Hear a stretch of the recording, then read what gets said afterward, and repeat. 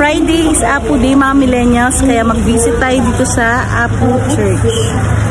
Well known ang Apo dito sa Angeles City, Pampanga from morning until evening. Marami kayong mabibili dito mga damit, mga affordable na gamit, mga prutas, mga kurtina at marami pa kayong pwedeng kainan dito mga millennials. Kung sa Manila meron silang Divisoria, dito naman sa Angeles City meron tayong Apo. At kung merienda naman ang hanap nyo, marami kayong pwedeng pagpilian dito guys.